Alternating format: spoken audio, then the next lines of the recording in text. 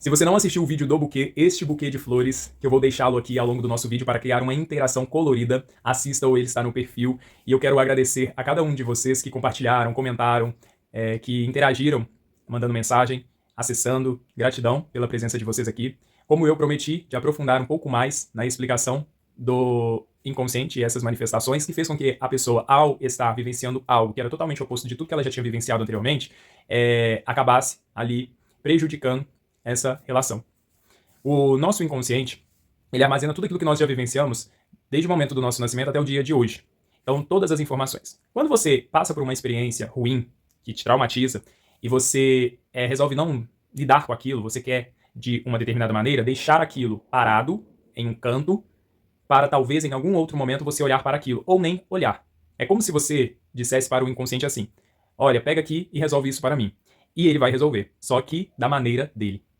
E ele vai manifestar influências inconscientes, que vai afetar seu jeito de pensar, de sentir, de agir e logo de ser.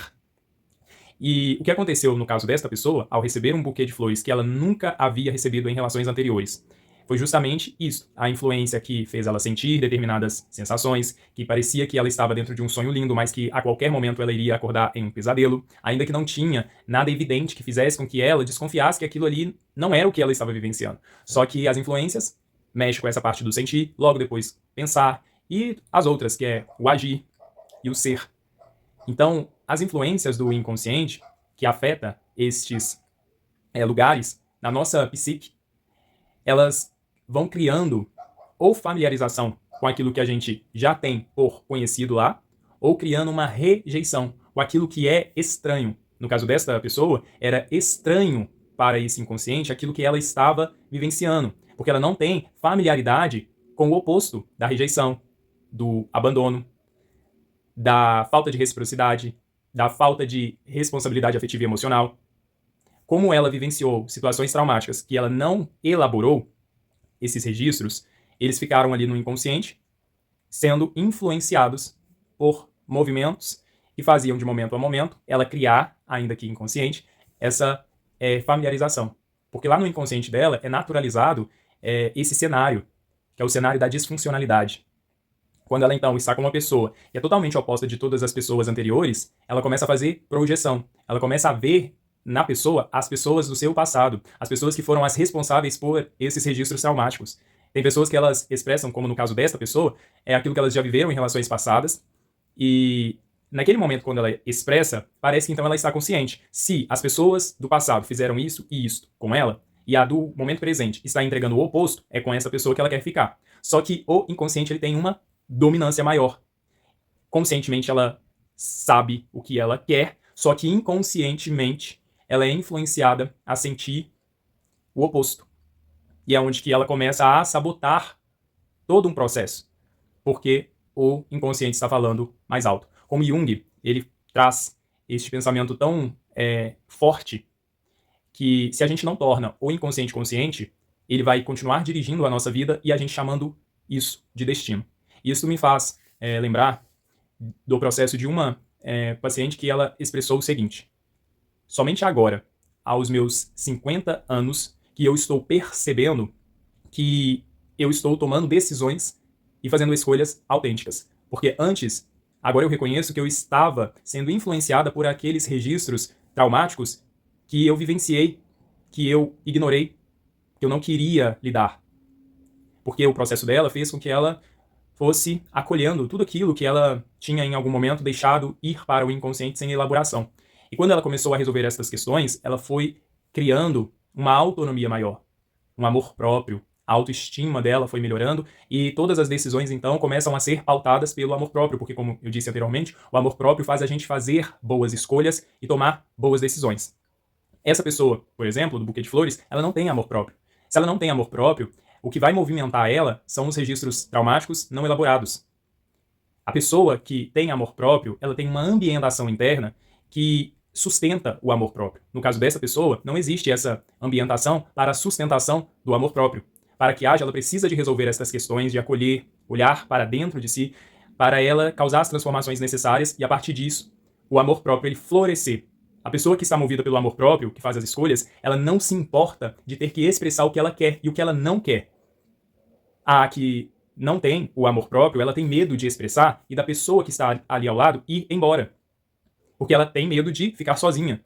Tem pessoas que elas ficam em um completo desespero, porque elas não querem ficar sozinhas. Com isso, elas acabam aceitando qualquer tipo de pessoa. No caso dessa pessoa, quando ela faz esses movimentos que acaba distanciando, então, a pessoa que é oposta a todas as outras que ela já teve no passado, quando ela se afastar e em um outro momento, no caso dessa pessoa não vai acontecer porque ela iniciou um processo terapêutico. Mas se ela não estivesse e, no caso, afastasse dessa pessoa, como ocorreu, em um outro momento, quando ela se visse interessada por alguém, seria por pessoas que correspondem a esse inconsciente. Porque ali ela sabe lidar, ela sabe como agir.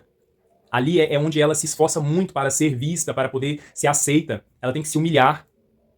Porque a pessoa ali que ela acaba, se sentindo atraída é a pessoa da indisponibilidade, é a pessoa que não tem reciprocidade, é a pessoa que não tem responsabilidade afetiva e emocional, é a pessoa que pratica jogos emocionais, que deixa ela em um estado de alerta constante.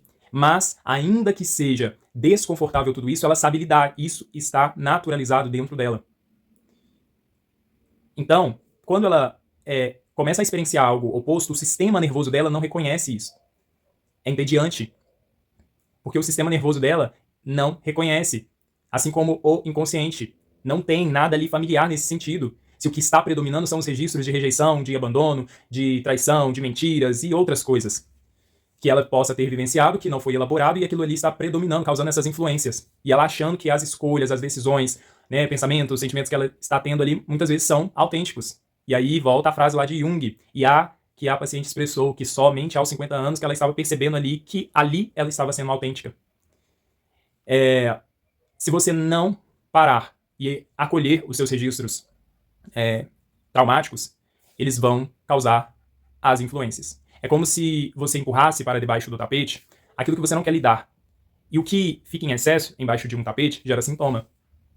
Ou, em algum momento, faz você tropeçar. E aí você tem que olhar para aquilo que está ali.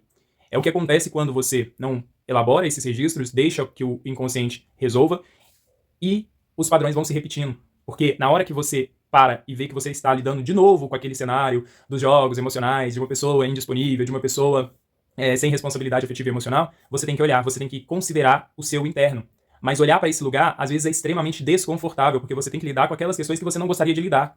E então é mais fácil você colocar uma pessoa ao seu lado para preencher esse incômodo do que você olhar para você resolver o que você precisa, elaborando as suas questões e criando uma consciência maior deste processo, conectando algumas peças que precisam ser conectadas.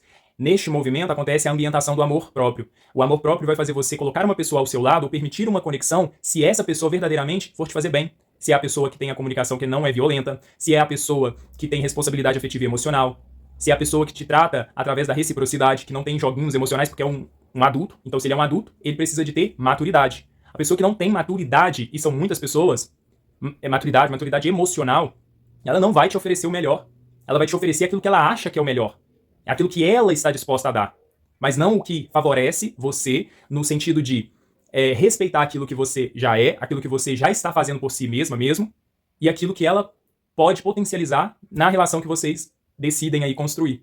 Ela vai fazer o que ela quer fazer, o que ela se permite fazer. E muito por quê? Porque ela é essa pessoa que ela não quer olhar para dentro de si, resolver as suas questões, ela é a pessoa da transferência, ela vai transferir responsabilidade para você. Você vai ser o problema, você vai ser a pessoa chata, é porque você cobra demais, é porque isso, porque aquilo. O problema não é ela. E a pessoa que recebe o estigma de emocionada é justamente a pessoa que passou por algumas questões e aprendeu a ter responsabilidade afetiva e emocional. É a pessoa que passou a ter reciprocidade, que tem disponibilidade, que sabe o que quer. É essa pessoa. E se você tem essa pessoa ela vai te entregar justamente o melhor, que ela sabe que vai favorecer você, favorece ela e favorece a relação. É uma pessoa que ela tem consciência do quanto custa a saúde emocional mental dela. Igualmente, ela vai ter esse mesmo cuidado para com a sua. É a pessoa que não vai fugir ao respeito com você na fala e como te trata. Só que a pessoa carente, ela não consegue ter conexão com uma pessoa assim. Por quê? Porque não tem campo. O inconsciente dela fecha campo com aquilo que gera ambientação a registros traumáticos não elaborados. Então é a pessoa da indisponibilidade, a pessoa da falta de responsabilidade afetiva e emocional. É isso que fecha campo para, no caso, essa pessoa. E aí, entra a importância de você olhar para os seus registros emocionais, de você se permitir acolhê-los. Você não precisa de estar em uma conexão com uma pessoa, sofrer para que você fique consciente que você precisa de fazer isso. Você faz isso acolhendo dentro de um processo terapêutico, por exemplo, que é desconfortável, mas que também é um dos processos mais libertadores. Aquilo que você acha que é amor, quando você está ali sofrendo, tendo que aguentar humilhações, a indisponibilidade de alguém, jogos emocionais, desvio de caráter de uma pessoa, isso não é amor. Falta amor próprio, porque o amor próprio vai te fazer ter boas decisões e escolhas. Isto é, na verdade, uma manifestação disfuncional, inconsciente, para gerar transformação. Mas não é amor. O amor é aquele que te faz tomar essas decisões e fazer as escolhas e que te preserva no seu lugar de bem-estar. Se você ali percebe sinais que aquela pessoa não vai respeitar esse lugar que você se esforçou para poder construir e tudo aquilo que você já faz, ela não é uma pessoa para poder estar ao seu lado e está tudo bem. Não existe o desespero de se agarrar a qualquer pessoa a todo custo. Só que você é a pessoa que você já gosta de ser bem tratado, tratada, de receber aí a reciprocidade, de ser responsável e de reconhecer que a pessoa também precisa de ser como você. E se isso não é oferecido pela outra parte, então não é uma pessoa interessante para você.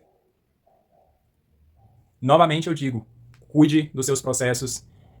Do contrário, é o que você fica sujeito a passar. Você pode, aí no decorrer dos seus passos, encontrar uma pessoa que vai te oferecer o melhor e você não conseguir se conectar com ela. Você vai, às vezes, projetar nessa pessoa o seu passado e não reconhecer que ali é o seu presente, literalmente se abrindo para que você viva algo totalmente diferente. A pessoa que sente um incômodo grande de ficar sozinha, de estar vivendo algo ruim e ainda assim não conseguir se mover para poder sair daquilo, é porque tem um inconsciente ali predominando. E ele precisa de ser reconhecido, ele precisa de ser observado de uma forma atenciosa para que haja as elaborações necessárias e aquilo pare de te influenciar, porque essas influências não é só no âmbito de relacionamento, não. Afeta vários outros níveis e sentidos da sua vida. Então tenha mais respeito, mais carinho com você. Sua vida importa muito. É um momento único aqui neste plano. E que você possa se permitir vivenciá-lo cada vez da melhor maneira possível. Se oferecendo o melhor. Melhor cuidado, melhor atenção, que é o que te transforma de dentro para fora.